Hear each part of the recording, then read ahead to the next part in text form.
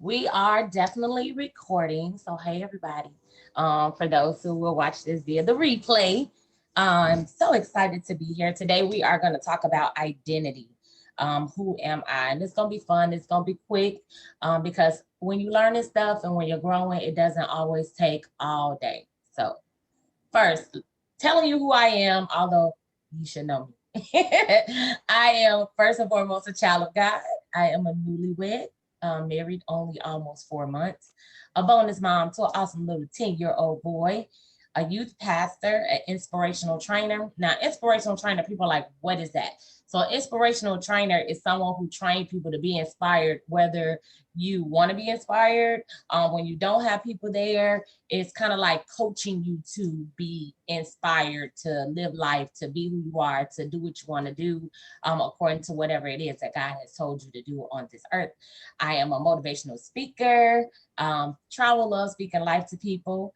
I'm an author of several books. My most recent books include, this one just came out this week, actually, 40 Days of Fuel. I have Youth Can coming out, but before Youth Can come out, You Can came out last year. And I also do journals and things like that. And so this is my most recent journal. And so I'm going to also do one for girls because this one say I am 31 and it's more directed toward the adults, but it's just a journal. So I got to make sure I do one for the girls as well. And then I have a publishing company. I am a publisher, Anointing Hands Publishing Company, and I help youth publish their books, adults publish their books, all types of people, all types of books, all type of things. I have published myself. I'm in about 16 books or so, and then I have published about a dozen of other people books. So do a lot of publishing, do all of that other good stuff, all that stuff. I'm also a mentor. I love mentoring girls. I love mentoring youth and children. And a certified life breakthrough coach. I have been a coach since 2000 and 2012. So going on like 8 years in August. So that's who I am. And we are going to, what I'm going to do is pause the recording. So when you are going from childhood to adolescent to teenager, you are discovering, who am I? You know some things that you like: skating, skateboarding, drawing, of course, eating. That's one of my favorite hobbies as well, and all of that other stuff. But you're really in a spot where you're trying to find your identity, find where you fit in. You may have peer pressure going on. You may have a lot of other things going on, and so you're trying to discover who you are. And so that can become a little bit, iffy and things like that when you're trying to discover who you are. My mom is calling me. I'm going to let her know. I'm going to call her right back after my course. All right. And so I'm like, my phone is vibrating. My parents was out of town, so I know she's just calling me to let me know they made it back home safely, thank God. But um I you are discovering yourself. But the first thing that I think is important to know is what identity even is. Because if you don't know what identity means or what identity is, then it's kind of hard to uh, even find yourself. So first and foremost, identity is the fact of being who you are. It's the fact of being who or what a person is or what a thing is. So if you don't know who you are, then you don't know what to say, right? And so first things first, God says some things about us. When we don't know who we are, one of the first things we can do is look at who God says we are, and we can start there. And it's very important, especially for preteens and for those who are going into that area, to know who they are and discover it, because society is going to try to hit you. They're going to try to tell you different things. You all are on social media a lot, TV a lot. And so you're looking at these different people. And now with all these things where you're not always around other people face to face, so you have more influences from TV and social media and all these other things. So it's important for you to know who you are so that you don't feel pressured to be somebody else, to be the stars that you see, or to be the people that your friends, use all these filters and make these filters turn them into somebody that they're not. And then you're like, man, I like that filter too. And then we go from looking at the filters, trying to put the filters on our bodies, and then taking it from social media to actually doing it out in the world. And so it's important to know who you are so that you don't get caught up into those type of things. So it's important to start with, okay, who do God say I am? Let me start there. But I don't know who I am. Let me see who God says I am. So the first thing God says is you are created in his image. And that's in Genesis 1:27.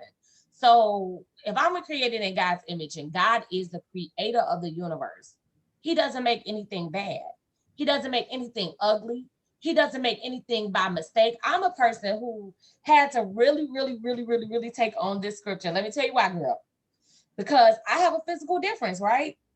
And do you think society was always nice to me? Nope. I was bullied. I was picked on. In grammar school, there, I think my whole fourth grade year, I did not want to go to the bathroom. Why didn't you want to go to the bathroom, Nina? Because when I went to the bathroom, there was always this girl that would follow me to the bathroom wanting to fight me. And she wanted to fight me because she thought I was an easy target, somebody that she could easily beat up. And so it wasn't like, oh man, I had to go to the bathroom. But half of the time I would try to hold my urine until I go home. I didn't want to go to the bathroom because I didn't feel like dealing with being picked on all the time. You don't want to deal with that all the time. But that's something I dealt with for years growing up. I don't think I stopped being bullied as a kid until about sixth grade. And then, believe it or not, even in my 20s, I was bullied by somebody. So sometimes bullying can make you confused as to who you are. That, man, God, did you make a mistake with creating me? But he doesn't make mistakes. He doesn't make mistakes. And because we're created in his image, we have to believe that, okay, I'm created in his image, meaning it's okay that I'm different. It's okay that I don't look like everybody, that I don't sound like everybody, that my arms are short and I have four fingers and I don't have thumbs. And, I had to become okay with that. It wasn't always easy, but I had to become okay with that. And once I became okay with that, I started to realize I'm pretty dope. I'm pretty bomb. I'm the bomb.com. Like, yeah, I have my arms are different from everybody else. But so what? I'm still the bomb.com. And so once I realized how much the bomb.com I was, I began to hold my head up. I began to take on bullet point number 2, which says, you are fearfully and wonderfully made. And that's from Psalms 139, verse 14. I'm fearfully and wonderfully made. He knew me before I was formed in my mother's womb. That's a whole different verse, but I like to combine those two because God said, this is how I want Nina to be made. So when he made you, he said, this is how I want her to be made. This is exactly how I want her to be made. You're not an accident. You're not a mistake. Nothing about your makeup, whether you're light, dark, in between, whether you're tall, short, bigger, smaller, it does not matter. No two people on this earth are exactly the same. I like Tia and Tamara Mowry. And well, they're married now. They got different last names and all that stuff. But I like them. I used to watch Sister Sister, but I always could tell them apart.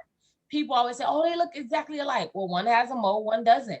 And they have so many other differences about them where you can look at them and actually tell them apart. If I saw them on the street, I think I would know which one I'm talking to, even if Tamara Moe was covered up. Like, I think I would know who I'm talking to because they are different. Even identical twins have differences about them.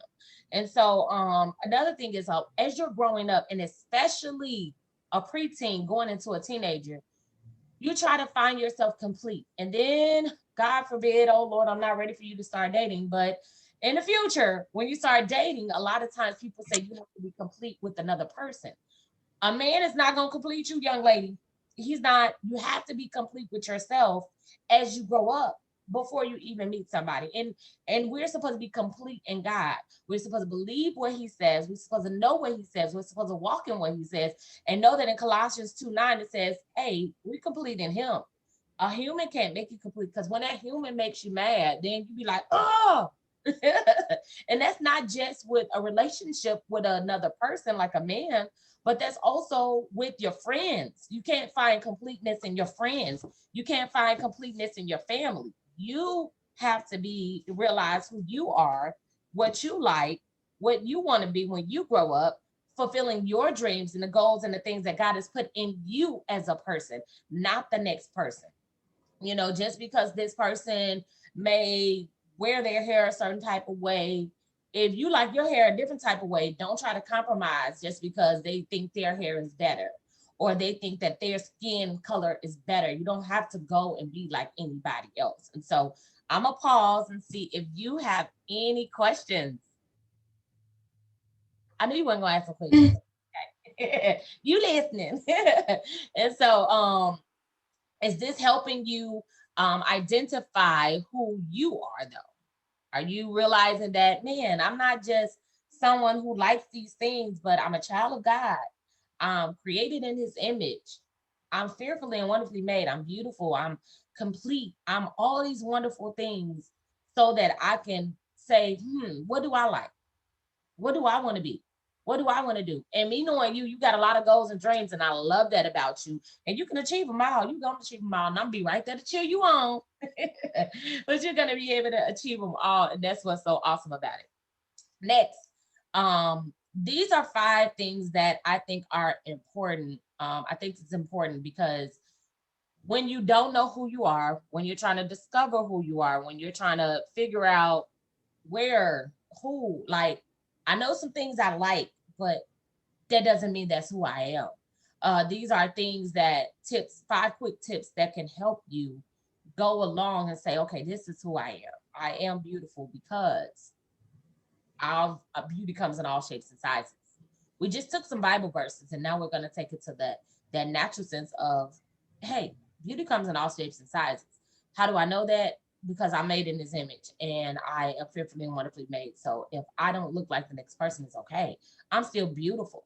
A lot of times when you don't believe that you're beautiful, you can end up in unhealthy friendships and later in life, unhealthy relationships. So you have to know that you're beautiful so that you don't go around here and say, well, this is all I can accept. And that goes across the border. Now, I'm not saying be conceited and stuck up like, I'm so much more beautiful than everybody else. But at the same time, know your beauty so that when somebody else does come around you and they don't know who they are and they want to make you feel bad about who you are, you nip it in the bud. Yeah, you're beautiful. I say always empower the next person. You're right, you are beautiful, but guess what? I'm made in God's image and I'm beautiful too. Number 2, your difference makes a difference. Whatever you have that's different about you, it's okay because your difference makes a difference. I had to realize that my hands may be different, but it makes a difference because people, I even have kids today that look at my hands and say, Dad, you drive, you write books, you do all this other stuff. That means I can do it too. Your difference can be an inspiration to somebody else. I have friends nowadays that used to be my friend in high school and now as adults, they're like, you used to inspire me. I used to see that you didn't let your hands stop you from doing anything you wanted to do. And that inspired me to say, I could do anything I want to do too. And so that's one of the wonderful things about being different. You never know when someone's going to look at your difference and see that you don't allow your difference to hinder you or make you feel any less than who you are. And so you continue to go on. And that helps somebody else go on as well. You're just as talented as the next person. Everybody's talent is different. Your mom is great at basketball, thebomb.com. A ball come my way and I'm doing like this. No, I'm running from it. That's her talent. And her talent is amazing. And sometimes I look like, man, I wish I could get on the court and play ball with people. But I'm like you. I'm on the sideline, honey. Give me some cheer. I'm going to cheer. I'm going to pump you up. I'm going to do that one, So my talent is needed. Her talent is needed. All the different talents are needed. If everybody was on the cheerleading team, then who would play the game? If everybody was a player, who would be cheering for them on the side? So everybody's talent is needed and is just as powerful, as beautiful, as wonderful as the next person. Next one is very important. You're not going to be able to please everybody in the world. So I've come up with this thing where I please God first. I please God first. And then I say, okay, God, is me pleasing and me doing this, me doing that, is that pleasing to you? And if I please you, I know that you'll help me please myself, my husband, and everybody else. And for you all, you'll please God, then please yourself, your parents, and everybody else. But everybody's not going to be happy with every decision you make, especially when you're making the best decisions. There are people that would love to make you do some bad things, but you have to be strong enough and wise enough to make the best choices for you and say, I'm not going to be able to please everybody. And therefore, I'm going to make decisions that's not going to get me in trouble. That's not going to give me on punishment. That's not going to keep me away from the things that I like to do. That's going to make me feel good inside and not make me feel bad. So just have that mindset and you won't get caught up in all this other stuff in the world, because there's a lot of stuff going on in the world, but you don't have to get caught up in everything else that's going on in the world. And my fifth tip today is you are valuable. You're valuable. So when you're trying to wonder who you are and trying to find your identity, your first thing is you're a child of God. I'm a child of God. If I don't know anything else, I know I'm a child of God. I know I'm fearfully and wonderfully made. I know I'm the word of God even says you're the apple of his eye. That means you are loved. If you feel like some days you feel unloved, God has so many scriptures in his word that tells us that he loves us. He loves us. He loves us. He loves us. You were created with a purpose, for a purpose, and on purpose. You're beautiful. You have a gift and talent, multiple gifts and talents. You read all the stuff you like to do and you love and you do and you're part of, singing and all that other stuff. You're talented. You're a young woman of talent, a young woman with gifts, a young woman with purpose. So when you're trying to figure out your identity, let these things fuel you. Let these things empower you. Let these things push you to know that you are created wonderfully. You have so much to offer the world. You have so much to offer God, and you have so much to offer yourself. And as long as you start now, don't wait till you become an adult to try to figure out, man, who should I be pleasing? What should I be doing? No, start now. I'm pleasing God. I'm looking in the mirror every day and saying, I am statements. I am beautiful. I am wonderful. I am created in God's image. I have a purpose. I have an identity. I love me. I am love. I am unique in my own uniqueness. My uniqueness is powerful, is needed in the world. Speak positive things over yourself. And you will begin to just shine like the diamond that you are, be the star that you are, and just walk in that power. You have any questions for me? Is this helpful? Good, good. So before I take off the screen and I stop sharing it, I just want to make sure that each youth that needs to, especially you young ladies that want to contact me, knows that I have an email address that I check. So sometimes we have things we don't want to talk to our parents about, we don't want to talk to other people about, but we need to get it out and we need somebody to talk to. So p31intraining1@gmail.com is my email address where people can email me private things, things they want me to pray about, things they want to ask, or anything. And then of course I have a website, ninamotivates.info. And so those are the ways that I can be contacted.